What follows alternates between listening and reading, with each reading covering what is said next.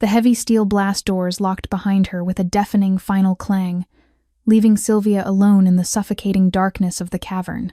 She was supposed to be dead within the hour, a convenient blood sacrifice offered by a cowardly Alpha to appease the ancient nightmare slumbering beneath the mountains. The ground trembled as the beast approached, a towering shadow of matted fur, razor claws, and glowing amber eyes. Sylvia squeezed her eyes shut, waiting for the fatal strike. Instead, she felt a wet, heavy breath against her neck. The monster inhaled deeply, froze, and then, impossibly, dropped to its massive knees. The modern werewolf did not howl at the moon from the top of a lonely crag, nor did they live in rustic cabins hidden in the woods. They wore tailored Tom Ford suits, manipulated the stock market, and ran shadow corporations that controlled the shipping ports of the Pacific Northwest. The Ironwood Syndicate was one such pack, operating out of a sleek, glass-paneled high-rise in downtown Seattle. To the human world, they were a ruthless logistics and real estate conglomerate. To the supernatural world, they were a pack of cowardly bureaucrats masquerading as wolves. Sylvia Croft had always known she was a pawn in their corporate pack structure. At 22, she was an archivist for the syndicate, spending her days buried in the sub-basement levels of the Ironwood building, organizing property deeds, pack lineage records, and NDA contracts for the human employees who saw too much. Sylvia was a wolf, but a stunted one. She had never fully shifted. Her senses were sharp. Her healing was fast. But the wolf inside her was dormant, locked away behind a mental wall she couldn't breach. Because of this, she was the lowest of the low and omega in all but name, tolerated only because her late mother had been a beloved healer in the pack. The alpha of the syndicate, Declan Pierce, was a man who preferred spreadsheets to bloodshed, but he had inherited a terrifying ancestral debt. Centuries ago, the founders of the Ironwood Pack had claimed their vast, resource-rich territory by striking a bargain with an ancient, a primordial Lycan from the old world, a creature of pure, unfiltered nightmare that resided in the deep subterranean network beneath the Cascade Mountains. The ancient was known only as the Sovereign of the Deep. Every 50 years, the Sovereign woke from its hibernation, its hunger threatening to tear the mountains apart and destroy the Syndicate's entire empire. To lull it back to sleep, the pack owed a sacrifice. A living wolf. When the tremor hit Seattle on a rainy Tuesday afternoon, a subtle 3.2 on the Richter scale that barely rattled the coffee cups of the humans but sent a wave of primal dread through every wolf in the city. Declan knew the 50-year lease was up. The ancient was awake. Sylvia was called to the penthouse office late that evening. She stepped out of the private elevator, her worn Doc Martens squeaking slightly against the imported Italian marble floor. Declan stood by the floor-to-ceiling windows, staring out at the rain-slicked city, swirling amber liquid in a crystal glass. His enforcers, twin brothers named Garrett and Owen, flanked the mahogany doors, their faces impassive behind mirrored sunglasses. "Sylvia," Declan said, not turning around. His voice was smooth, practiced, the tone of a CEO delivering bad news to a redundant employee. "Do you know why the Ironwood Syndicate has thrived while other packs have been driven to extinction?" "Because we adapted Alpha," Sylvia replied, keeping her gaze respectfully lowered. "Because we pay our taxes," Declan corrected, finally turning to face her. His eyes, usually a sharp corporate blue, flashed with a momentary cowardly yellow. "In the human world, we pay the IRS. In our world, we pay the Sovereign." "The tremors have started, Sylvia. The ancient is hungry." A cold spike of dread nailed Sylvia's feet to the floor. The old stories her mother used to whisper in the dark flooded her mind, tales of a beast so massive it had to crawl on its belly through the largest cave systems. A monster whose fur was thick with the dust of centuries, and whose fangs could snap a modern alpha in half. "Why am I here, Declan?" Sylvia asked, dropping the formal title as panic began to fray her nerves. "You are without family. You have no mate." "You haven't even achieved a full shift," Declan said coldly, setting his glass on the desk. "You consume pack resources while offering no strategic value. It is the decision of the board and my command as Alpha that you will settle our debt." "You're offering me as meat to a monster," she breathed, stepping backward. Garrett and Owen moved with terrifying speed, their hands locking onto her arms like iron vices. Sylvia struggled, a desperate, human-like thrashing, but she was no match for fully matured enforcers. "Think of it as the ultimate service to your pack," Declan said, adjusting his expensive tie. "Your sacrifice ensures that thousands of us continue to live in peace and prosperity. Take her to the Blackwood facility." They didn't give her time to scream. A syringe slipped into the crook of her neck, pumping a heavy dose of wolfsbane-laced sedatives into her bloodstream. The plush penthouse office spun, the city lights blurred into streaks of neon, and Sylvia plunged into a forced, terrifying dark. She awoke to the jarring rhythmic bounce of a vehicle moving over rough terrain. Her head throbbed with a toxic hangover from the wolfsbane, her mouth dry and tasting of copper. She was bound at the wrists and ankles with heavy zip ties, lying in the back of a blacked-out SUV. Sylvia cracked her eyes open. Outside the tinted windows, the sleek urban landscape of Seattle was gone, replaced by the dense, oppressive pine forests of the Cascade Mountains. It was night, and a heavy fog rolled through the ancient trees like ghosts. In the front seats, Garrett and Owen sat in silence, the glow of the GPS illuminating their grim faces. "Where are we?" Sylvia croaked, her throat feeling like sandpaper. "Quiet," Garrett snapped from the driver's seat. She recognized the route vaguely from the archive maps she had spent years categorizing. They were driving past an area marked as a private conservation zone owned by a shell company, essentially a massive tract of wilderness strictly off-limits to humans. They were heading toward the old St. Jude's mining facility, a cover operation shut down in the 1970s. The SUV turned off the unpaved logging road, crunching over gravel until it reached a massive, rusted chain-link fence topped with razor wire. Owen flashed a keycard at a hidden terminal, and the gates groaned open. They drove into a desolate compound dominated by a massive concrete structure built into the side of the mountain. It looked like a Cold War-era bunker. The vehicle stopped. The enforcers dragged Sylvia out into the freezing, rain-misted air. They didn't bother cutting her bindings until they had hauled her inside the concrete bunker. The interior was a stark contrast to the decaying exterior. It was a high-tech staging area, lit by harsh fluorescent lights, with a heavily reinforced titanium elevator at the far end. "Stand up," Owen commanded, slicing the zip ties off her legs with a tactical knife. Sylvia stumbled, her legs numb, but caught herself against the cold concrete wall. She rubbed her bruised wrists, her heart hammering wildly against her ribs. "You don't have to do this," she pleaded, looking between the two brothers. "You know this is murder. Declan is just saving his own skin." "Declan is the Alpha," Garrett said, his voice devoid of emotion. "And this is the law of the deep. It has been for 300 years. Get in the elevator." They shoved her forward. The titanium doors parted with a soft hiss. Inside, the elevator had no buttons, only a keycard slot that Garrett swiped.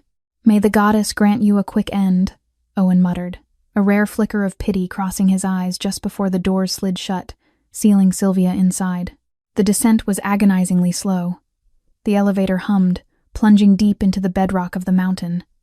Sylvia sank to the floor, pulling her knees to her chest. She was wearing a simple gray sweater and a worn-out Patagonia jacket, completely unequipped for the freezing subterranean temperatures. The air growing colder and damper with every passing second. "I am going to die here," she thought, tears of sheer terror pricking her eyes. Eaten alive in the dark. After what felt like an eternity, the elevator lurched to a halt. A heavy, hydraulic hiss echoed, and the doors slowly peeled apart. Sylvia stepped out cautiously. She was in a cavernous antechamber. At the far end stood the true barrier. A pair of colossal steel blast doors, a foot thick, the kind used in nuclear fallout shelters. Above the doors, a massive red warning light pulsed rhythmically. Suddenly, a hidden speaker crackled to life, projecting Declan's voice. He was monitoring the ritual from his penthouse miles away. "The debt is presented," Declan's voice echoed through the damp chamber. "The Ironwood Syndicate honors the ancient pact." With a deafening groan of unoiled gears and straining hydraulics, the massive blast doors began to separate. The smell that wafted out of the darkness beyond was indescribable.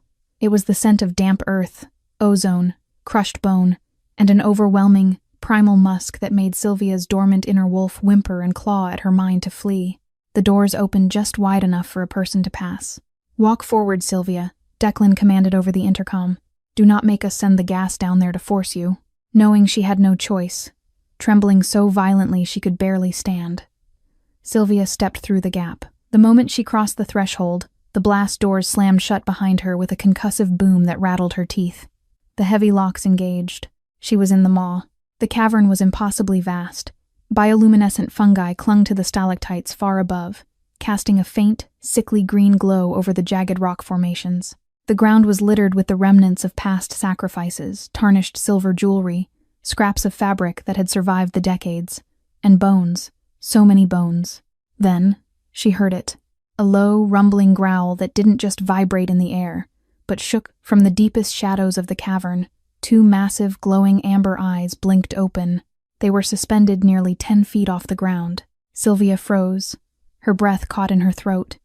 The creature stepped into the dim, fungal light. It was a nightmare made flesh. The Ancient Lycan was a quadrupedal beast of terrifying proportions, easily the size of a military transport truck. Its fur was midnight black, heavily scarred with the silver burns of ancient battles. Its front claws dug into the stone floor, carving deep grooves with every step. Its jaw was elongated, dripping with thick saliva, revealing teeth the size of combat knives. The sovereign of the deep had woken, and it was looking right at her. Sylvia backed away, her hands pressed against the unyielding steel of the blast doors behind her. There was nowhere to run, nowhere to hide. The beast approached slowly, its massive head lowering, sniffing the air. Each exhalation from its nostrils stirred the dust and ancient debris on the cavern floor. "Please," Sylvia prayed silently to whatever deity was listening. "Make it fast. Snap my neck before you eat me. Please." The Ancient Lycan stopped less than 3 feet from her. The sheer heat radiating from its massive body was like standing in front of an open furnace. Sylvia squeezed her eyes shut, turning her head away, her chest heaving with panicked, shallow breaths. She braced for the agony of teeth sinking into her flesh. The monster leaned in. Sylvia could feel the coarse, bristly hairs of its muzzle brush against her freezing cheek. It inhaled deeply, a long, rumbling, snuffling sound that dragged over the scent glands on her neck. Then, everything stopped. The feral, vibrating growl in the beast's chest cut off abruptly. The terrifying heat and aggression vanished, replaced by an absolute, stunned silence. Sylvia kept her eyes tightly shut, trembling. Seconds ticked by. Nothing happened. Slowly, she forced her eyes open. The massive beast had pulled back. Its ears, previously pinned back in aggression, were now pitched forward. The glowing amber eyes were wide, staring at her not with the ravenous hunger of a predator, but with a shock so profound it looked almost human. The Lycan took another deep breath, flaring its nostrils, testing the air as if it couldn't believe what its senses were telling it. "What is it doing?" Sylvia thought, her mind racing. "Why isn't it attacking?" Suddenly, the monstrous form began to shudder. The sound of bones cracking and shifting echoed like gunshots in the cavern. Sylvia watched in horrified awe as the massive beast began to shrink, its silhouette writhing and contorting in the dim green light. The terrifying snout receded, the thick midnight fur melted into the skin, and the monstrous limbs snapped and reformed into the shape of a man. The transformation took less than 10 seconds, an impossibility for modern wolves, who often took agonizing minutes to shift. When the sickening sounds of breaking bones subsided, a man knelt on the stone floor amidst the settling dust. He was colossal, easily 6'6" even while crouched, with shoulders as broad as a doorframe. His skin was pale from centuries in the dark, heavily tattooed with ancient, runic scars that glowed faintly before fading into a dull black. Long, raven-dark hair fell over his face, framing a strong, aristocratic jawline. He slowly raised his head. His eyes were still that striking, luminous amber, but they were entirely human now, swimming with an emotion Sylvia couldn't quite place. Grief? Awe? He stood up. He was completely naked, unashamed, radiating an aura of absolute, crushing power. The sheer pressure of his aura forced Sylvia to her knees. This wasn't just an alpha, this was a king. He took a step toward her. Sylvia flinched, curling into a ball. "Do not cower," a voice rumbled. It was deep, gravelly, and rusted from disuse, yet spoke with an aristocratic, old-world cadence. He spoke English, but with a slight, unidentifiable accent. He stopped right in front of her. Sylvia looked up, terrified. The giant man slowly sank to his knees, bringing himself down to her level. He reached out a massive hand. His fingers were calloused, tipped with sharp nails, but when he touched her cheek, his movement was as gentle as a feather. He leaned in, his nose brushing her jawline once more. He inhaled. A tremor ran through his massive frame. A tear, thick and glistening, escaped his amber eyes and tracked down his scarred cheek. "The blood does not lie," he whispered, his voice cracking with a profound, centuries-old sorrow and a sudden, fierce joy. "Even after 300 years, the soul remembers. I don't understand, Sylvia stammered, shrinking back slightly, though his touch was warm. Are you going to eat me? The man looked at her, confusion briefly crossing his face before a dark, thunderous anger replaced it. But the anger was not directed at her. He looked past her, glaring at the massive steel blast doors that had locked her in. Eat you? He growled, the sound vibrating in the air. They threw you down here. As a tribute? Sylvia nodded, tears spilling over her eyelashes. Declan, the Alpha of the Ironwood. He said the debt had to be paid. The Ancient Lycan stood up, his amber eyes burning like hellfire. The air in the cavern grew heavy, oppressive, crackling with raw, static energy. A debt, the man sneered, the word dripping with venom. They offered you to me like a piece of livestock. He looked back down at her, his expression softening instantly. He reached down, grasping her forearms, and gently pulled her to her feet. They have forgotten who I am, he said softly, looking deeply into her eyes. I am Caspian, sovereign of the Appalachian territories, the first fang of the old world. He brushed a strand of dirt-streaked hair from her face. And they have completely forgotten who you are. I'm nobody, Sylvia whispered, her voice breaking. I'm just a defective archivist. I can't even shift. You are not defective, Caspian said, his voice ringing with absolute certainty.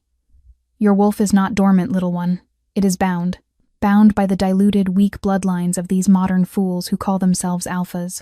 They cannot trigger your shift because their power is a puddle compared to the ocean of your ancestry. He took a step back and did the unthinkable. Caspian, the monstrous nightmare that had held the entire region hostage for centuries, dropped to one knee and bowed his head, placing his right fist over his heart.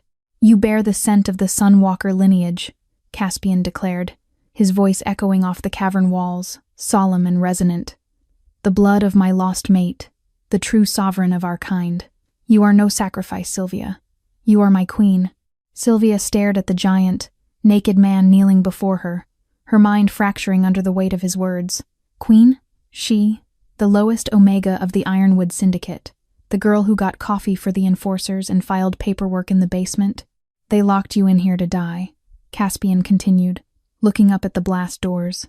A feral, terrifying smile spread across his face, exposing slightly elongated canines. They thought they were throwing a scrap of meat to a chained dog. He stood up, the shadows in the cavern seeming to bend and warp around him. He walked toward the massive steel doors. What are you doing? Sylvia asked, her voice trembling. Caspian placed his massive hands flat against the cold steel of the blast doors. The metal was a foot thick, designed to withstand a direct missile strike. I have slept long enough, Caspian rumbled, the muscles in his back coiling like thick steel cables, and my queen requires an escort back to the surface. It is time we taught this, Declan, the true meaning of a blood debt. With a roar that shook the very foundations of the mountain, Caspian shoved against the doors. The screech of tearing metal and bursting hydraulics drowned out all other sounds as the true power of the Ancient Lycan was finally unleashed. The agonizing shriek of tearing metal was deafening. Sylvia covered her ears as sparks rained down like a deadly fireworks display. Caspian did not merely push the foot-thick titanium and steel doors apart. He shattered their structural integrity. The massive hydraulic pistons, designed by modern engineers to withstand seismic catastrophes, snapped like dry twigs. With a final, thunderous heave, Caspian ripped the right door completely off its reinforced hinges, tossing the multi-ton slab of metal aside as if it were a piece of discarded plywood. It crashed against the cavern wall, sending a shockwave through the stone that knocked Sylvia off her feet. Red emergency lights instantly bathed the antechamber in a frantic, bloody glow. The automated siren began to wail, a shrill mechanical scream that pierced the ancient silence of the deep. Caspian stepped through the ruined threshold, the red light catching the intricate runic scars across his pale chest. He inhaled the sterile, conditioned air of the bunker, his face twisting in disgust. The world smells of burnt oil and cowardice, he rumbled, offering a massive hand to Sylvia. She took it, her small trembling fingers engulfed in his grip. He pulled her up with zero effort, placing her gently behind him. Stay close, my queen. The vermin above will have heard us. They moved into the staging area. Sylvia's teeth chattered uncontrollably. The adrenaline that had kept her warm was fading, leaving her vulnerable to the freezing subterranean draft. Caspian noticed instantly. His amber eyes swept the room, landing on a row of metal personnel lockers. He tore the steel doors off with a casual flick of his wrist. Inside were emergency supplies and spare uniforms for the Ironwood enforcers. Caspian pulled out a heavy-duty, insulated Carhartt winter jacket and draped it over Sylvia's shoulders.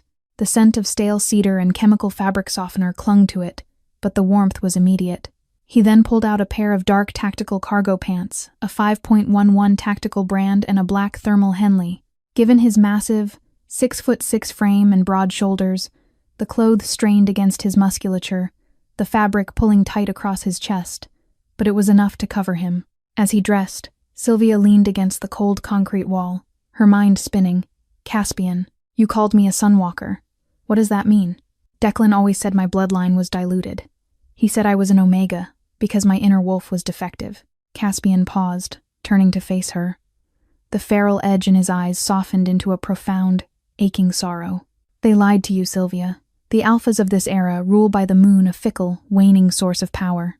But millennia ago, there were matriarchs who drew their strength from the dawn, the sunwalkers. They did not need the full moon to shift. Their power was a constant, burning furnace. They were the true leaders, the balancers of our kind. He closed the distance between them, his towering presence surprisingly comforting. My mate Genevieve was the last known sunwalker. When she was killed by hunters centuries ago, I brought my wrath upon the world. The ancestors of your Ironwood syndicate begged for my mercy. They swore a blood pact to serve me, sealing me in this mountain to slumber until my grief passed. But they betrayed the pact. Caspian reached out, 2 rough fingers gently touching the pulse point on Sylvia's neck. A jolt of pure, terrifying electricity shot through her veins, a heat that had nothing to do with the heavy jacket. They did not just lock me away. They hunted down the hidden remnants of Genevieve's bloodline. They subjugated the Sunwalkers, breeding them into submission, placing mental dampeners on their children to ensure a true queen would never rise to challenge their corporate empires. Sylvia's breath hitched. A suppressed memory clawed its way to the front of her mind. Her mother, Diana. Diana had always been warm, radiating a comforting heat even in the dead of the Seattle winter. Diana had died in a tragic hit-and-run when Sylvia was only 7, a human drunk driver, the pack had claimed. But Sylvia remembered the night before the crash. She remembered her mother arguing fiercely with Declan's father, the previous Alpha, her eyes flashing a brilliant, terrifying gold. "My mother," Sylvia whispered, tears finally spilling over her cheeks. "They killed her. She wasn't just a healer. She was one of us, one of you. And they kept you alive only to use you as a bargaining chip," Caspian growled, the sound vibrating in his chest. A sacrifice to appease a monster they thought would be too mindless to recognize the scent of his own stolen royalty. Caspian's hands framed her face, his thumbs wiping away her tears. "Your wolf is not dead, Sylvia. She is merely buried alive beneath 22 years of their lies, and I am going to help you dig her out." The elevator hummed to life. The digital floor indicator above the titanium doors began to descend. Surface level, sub-level 1, sub-level 2. "Company?" Caspian murmured, turning his back to her and facing the elevator. His posture changed instantly from a gentle protector to an apex predator. His jaw locked, and his fingernails elongated into jagged, diamond-hard black talons. "They'll have silver nitrate rounds," Sylvia warned, panic rising. "The enforcers use military-grade weapons. Caspian, they aren't going to fight with claws." "Let them bring their toys," the Ancient Lycan sneered. The elevator doors chimed and slid open. 4 heavily armed Ironwood guards poured out, dressed in black tactical gear, leveling short-barreled automatic rifles at Caspian. They didn't even issue a warning. The deafening roar of gunfire filled the concrete bunker, the muzzle flashes strobing in the dim light. Sylvia screamed, covering her head, but Caspian didn't flinch.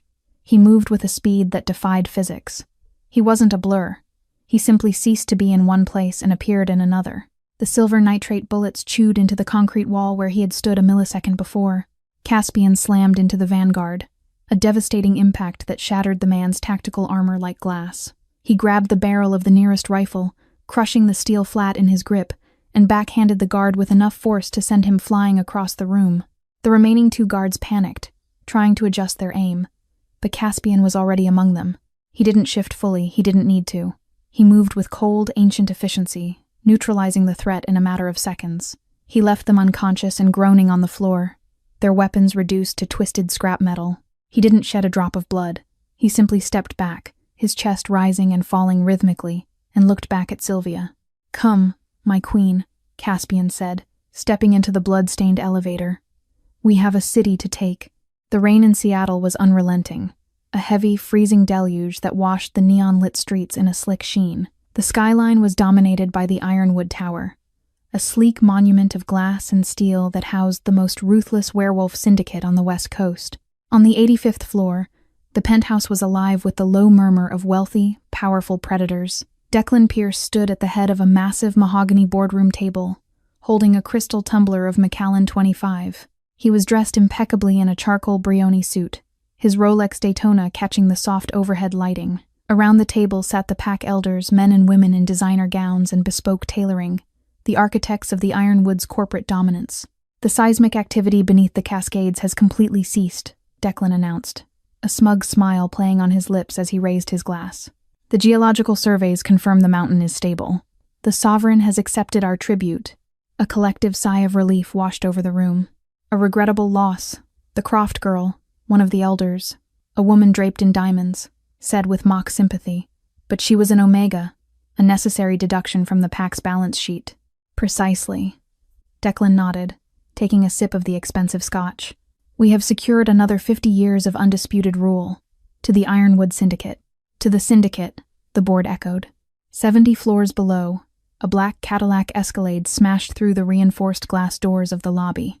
The sound of shattering safety glass echoed like a bomb blast through the cavernous ground floor. The human night security guards leaped from their desks, reaching for their radios, but froze as the driver's side door was kicked open, tearing cleanly off its hinges. Sylvia stepped out of the passenger side, her boots crunching over the carpet of broken glass. Her heart was hammering against her ribs, but the paralyzing fear that had defined her entire life was gone. In its place was a simmering, boiling heat, radiating from her core. Caspian emerged from the driver's side. The modern world was entirely alien to him, the glowing digital billboards, the blaring car alarms, the sterile architecture, but he walked with the absolute authority of a king inspecting his domain. He looked at the terrified human guards and simply flared his amber eyes. The pure, undiluted aura of an Ancient Lycan hit them like a physical wall, and the guards instantly dropped to their knees, weeping uncontrollably from primal, biological terror. "Which way?" Caspian asked softly. "The private elevator." Sylvia pointed toward a set of brushed steel doors at the back of the lobby. "It goes straight to the Alpha's penthouse." Caspian didn't bother looking for a keycard. He walked up to the reinforced steel doors, plunged his hands into the center seam, and tore them apart. He grabbed the heavy steel elevator cables, testing their tension, and looked at Sylvia. "Hold on to me," he commanded. Sylvia wrapped her arms around his thick neck, burying her face in his chest. Caspian clamped his hands onto the cables and, with terrifying, explosive strength, began to haul them upward. He climbed the elevator shaft like a monstrous spider, vaulting up the cables, bypassing the car entirely, ascending 80 floors in a matter of minutes. Back in the penthouse, Declan was mid-laugh when the heavy mahogany doors of the boardroom exploded inward.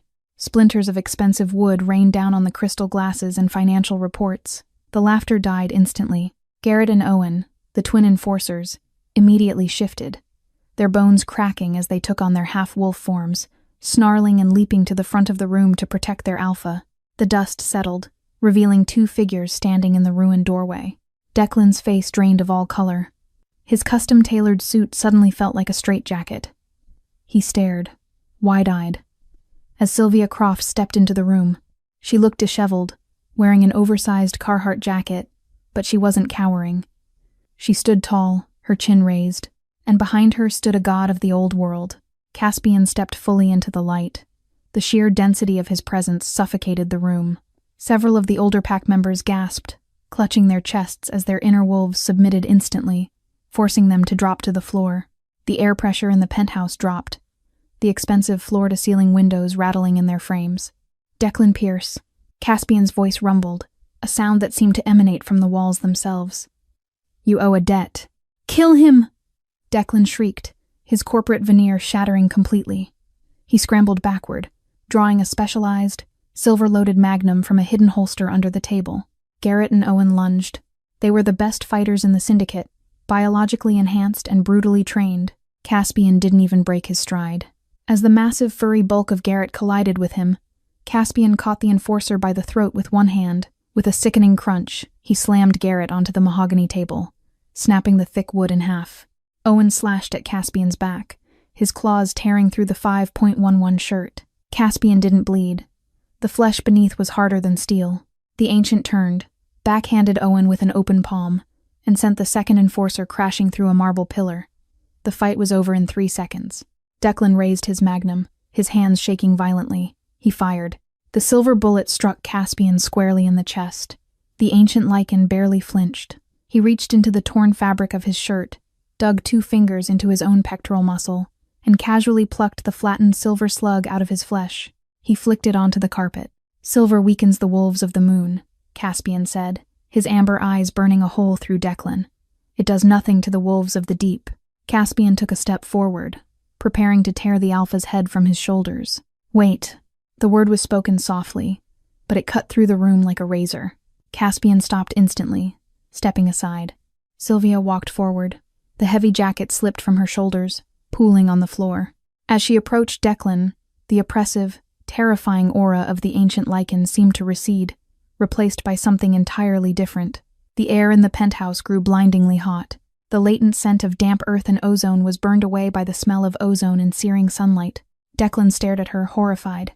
"Sylvia, what are you doing? You're a defective. You're an Omega. You killed my mother," Sylvia said, her voice echoing with a strange harmonic resonance, as if 2 voices were speaking at once. "You suppressed my bloodline because you were terrified of what we were." "I am the Alpha!" Declan screamed, his eyes flashing yellow. He tried to project his dominating will upon her, the psychic weight that Alphas use to crush their lessers. It hit Sylvia, and it shattered like glass against a diamond. Deep within Sylvia's mind, the mental wall, the dam that had held back her true nature for over 2 decades, finally cracked. The presence of her mate, the absolute truth of her lineage, and the visceral anger of her mother's murder acted as the ultimate catalyst. A blinding, golden light began to leak from her skin. The veins in her neck and arms glowed as if liquid fire was pumping through them. She didn't grow fur, and her bones didn't break. The shift of a sunwalker was not a descent into a beast. It was an ascension into something divine. Sylvia looked up, and her eyes were no longer human. They were pools of brilliant, swirling gold, radiating a light so intense that Declan had to shield his face. The sheer, overwhelming power of the Sunwalker forced Declan Pierce, the ruthless CEO of the Ironwood Syndicate, to his knees. "I am Sylvia Croft," she said, looking down at the cowering man. "And I am not an Omega. I am your queen, and I find you guilty." The golden light radiating from Sylvia's skin was not just blinding, it was physically heavy. It smelled of ozone, summer storms, and scorched earth. The elders of the Ironwood Syndicate, billionaires and ruthless corporate raiders who had spent decades manipulating the Pacific Northwest, were pressed flat against the expensive Persian rugs of the penthouse. Their inner wolves whimpered, recognizing the ancestral apex of their kind. Declan Pierce clawed at his own throat, gasping for air as Sylvia's power systematically dismantled his Alpha command. The psychic dominance he had used to rule the pack evaporated like mist under a magnifying glass. "You are a usurper," Sylvia's voice echoed, carrying a harmonic cadence that made the glass in the room vibrate. "You traded our heritage for stock options and buried the true history of our people. You murdered my mother to protect your fragile ego. You can't kill me," Declan choked out, blood trickling from his nose as the pressure in his skull built. "I am the CEO, the assets, the offshore accounts in the Caymans, the shell companies. I am the only one with the cryptographic keys. You kill me, the pack goes bankrupt." Caspian let out a low, vibrating hum of amusement. The massive Ancient Lycan stepped up beside Sylvia, his scarred, tattooed chest rising and falling slowly. The contrast between them was breathtaking. He was the embodiment of the abyssal dark, a monster forged in the subterranean depths, while she was a blazing beacon of solar fury. "Human currency," Caspian rumbled, his amber eyes locked on Declan. "You think the sovereign of the deep cares for your digital numbers and paper money? I have hordes of Aztec gold and uncut diamonds buried in cave systems you humans haven't even mapped. Your wealth is dust to me." Declan, realizing his corporate leverage was useless, resorted to his final, most cowardly failsafe. He reached into his ruined suit jacket and pulled out a sleek, encrypted satellite phone. His thumb smashed down on a red panic button on the screen. If I lose this empire, nobody gets it, Declan screamed, his face twisting into a mask of pure malice. Protocol Omega is active. I knew the day might come when the Old Bloods would try to take my throne. I contracted the Obsidian Defense Group. Arthur Pendleton, the syndicate's elderly CFO, lifted his head from the carpet, his eyes wide with horror. Declan, no! You didn't. They're human mercenaries. They'll slaughter everyone in the building. They are paid $100 million a year in retainer fees, specifically to wipe out hostile lupine targets. Declan laughed hysterically. They have silver incendiary rounds. They have white phosphorus. You wanted to be Queen of the Ashes? Sylvia, here's your crown. The deep, rhythmic thumping of heavy rotor blades suddenly shook the penthouse. Outside the shattered floor-to-ceiling windows, 2 matte black Sikorsky UA-60 Black Hawk helicopters ascended from the storm clouds, hovering parallel to the 85th floor. The side doors slid open, revealing teams of heavily armed human operators dressed in tactical black, wearing quad-tube GPN-VG, 1/8 night vision goggles. Get down! Arthur screamed as the laser sights of the mercenaries painted the boardroom red. Caspian! Sylvia yelled, her instincts flaring. Stay behind me! Caspian roared. His body expanded, the sickening crunch of bone and muscle echoing through the room as he finally unleashed his full, terrifying shift. He didn't just become a wolf. He became a towering, bipedal nightmare of midnight fur, razor-sharp spines, and claws the size of scythes. The helicopters opened fire. A hail of armor-piercing, silver-jacketed rounds tore through the penthouse. The mahogany table disintegrated. The ancient pack elders scrambled for cover, shifting into their wolf forms to survive the onslaught. But several were cut down instantly by the high-caliber crossfire. Caspian leaped directly into the path of the bullets. The silver rounds struck his thick hide, burning and hissing. But the Ancient Lycan's regenerative abilities were instantaneous. He grabbed a massive marble pillar, easily weighing 3 tons, ripped it from the floor, and hurled it with devastating force out the shattered window. The pillar slammed into the tail rotor of the nearest Black Hawk. The helicopter spun violently out of control, the pilot screaming over the radio as it plummeted into the dark, rain-slicked streets of Seattle below, exploding in a massive fireball. The second helicopter banked sharply, the gunner switching from a rifle to a heavy-mounted M134 minigun. "We need to blind them!" Sylvia shouted. She felt the ancient, dormant power of the Sunwalkers surging through her veins. It wasn't just physical strength. It was the manipulation of energy. She closed her eyes, focusing on the blazing core of heat within her chest. "Let it out," her mother's voice seemed to whisper in her mind. "You are the dawn." Sylvia thrust her hands forward. A shockwave of pure, incandescent golden light erupted from her palms. It was as bright as a solar flare. A blinding flashbang of supernatural energy that instantly overwhelmed the sensitive night vision optics of the Obsidian Group mercenaries. The operators shrieked in agony as their goggles flared and sparked, blinding them permanently. The gunner fired blindly into the ceiling, the minigun tearing the helicopter's own rotors to shreds. The pilot, blinded and disoriented, lost control of the cyclic. The second Black Hawk banked too hard, striking the side of the ironwood tower and scraping down the reinforced glass facade before crashing onto the lower rooftop terrace. The immediate threat was neutralized, leaving the penthouse in flaming ruins. The fire alarms blared, and the emergency sprinklers activated, raining cold water down on the surviving pack members.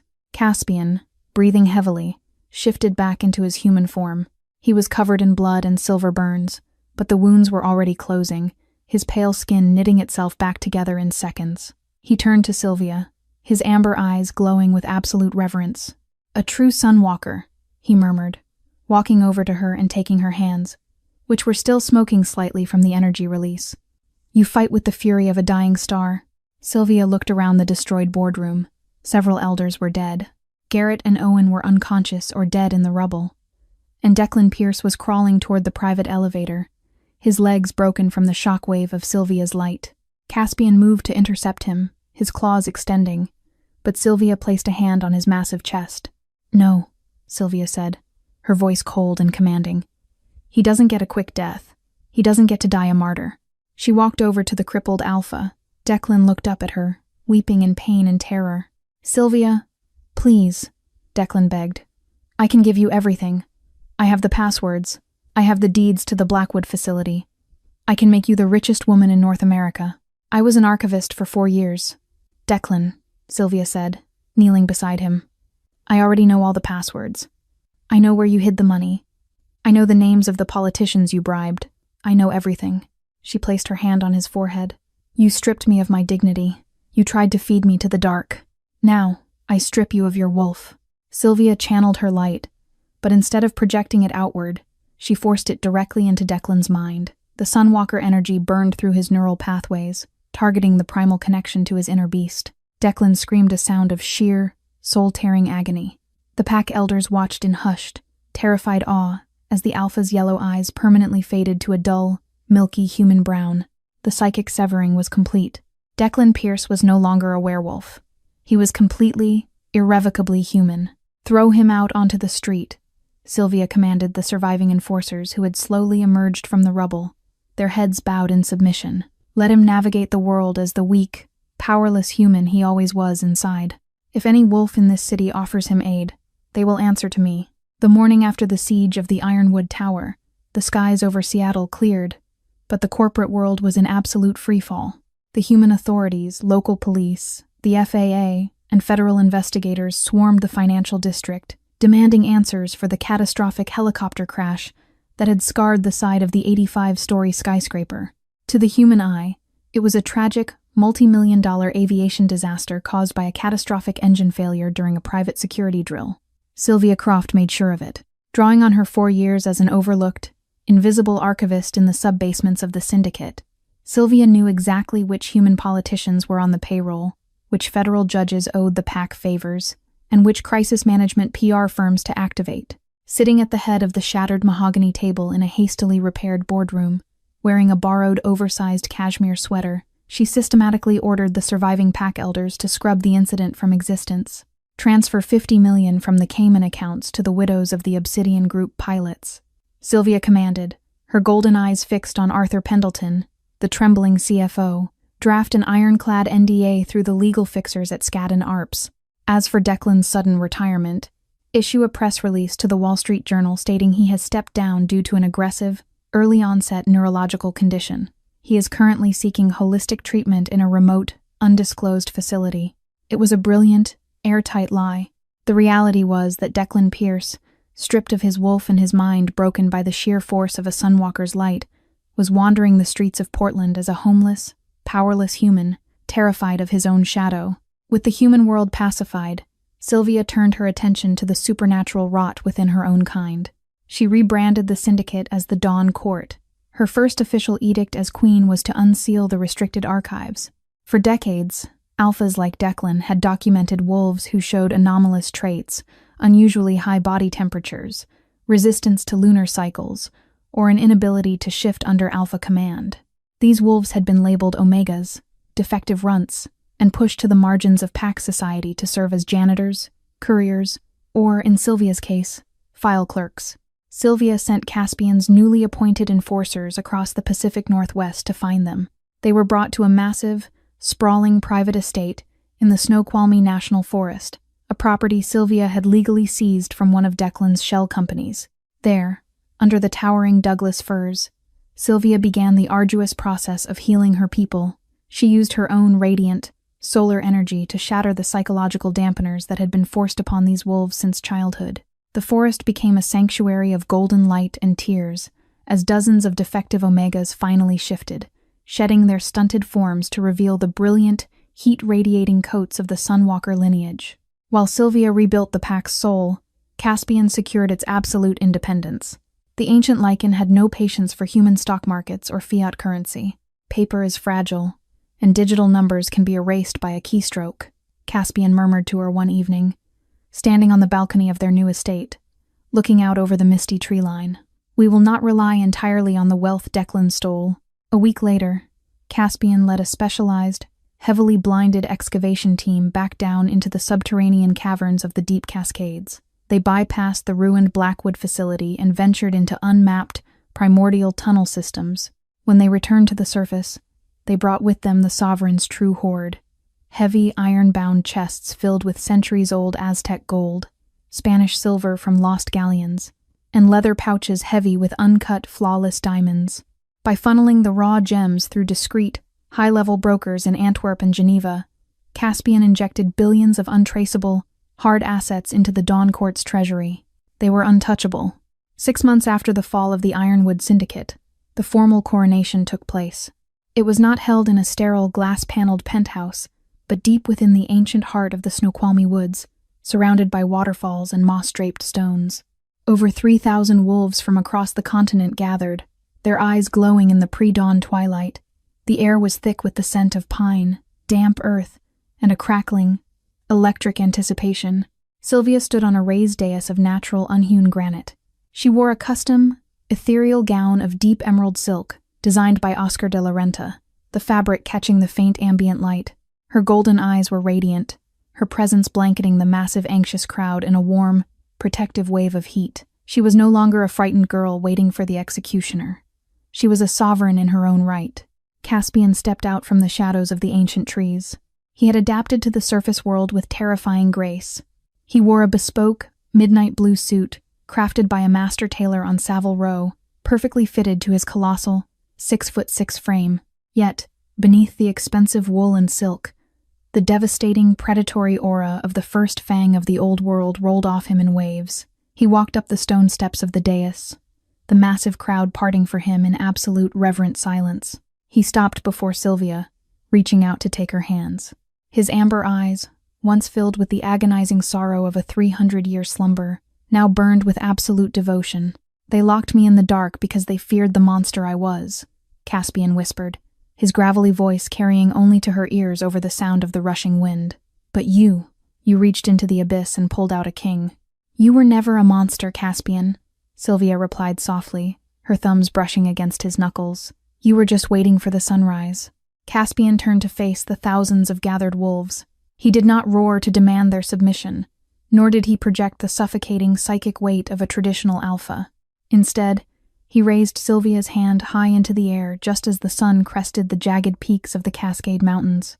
The first blinding rays of dawn struck them, igniting the golden aura around Sylvia's body until she looked like a terrestrial star. The heat washed over the clearing, an undeniable, divine confirmation of her lineage. The wolves did not bow in fear. For the first time in centuries, they tilted their heads back and unleashed a deafening, unified howl, a chorus of pure, unadulterated freedom that echoed through the valleys. It was a song honoring the Ancient Lycan who had shattered his chains, and the Sunwalker Queen who had finally brought them back into the light. Sylvia Croft's journey from a discarded, defective archivist to the reigning Sunwalker Queen of the Obsidian Court fundamentally fractured the corrupt foundation of modern werewolf society. Offered as a desperate blood sacrifice by a cowardly alpha, she instead awakened an ancient power the world had tried to bury. Caspian, the sovereign of the deep, proved that true strength does not lie in corporate greed or subjugation, but in recognizing and nurturing the divine spark within a true mate. Together, they bridged the terrifying abyss of the subterranean past with the radiant, hopeful light of the dawn. The Ironwood Syndicate fell, not to a monster, but to justice. Ultimately, the story of Sylvia and Caspian serves as a fierce reminder that those pushed into the darkest corners are often the ones destined to burn the brightest, ruling not by fear, but by undeniable, blinding truth.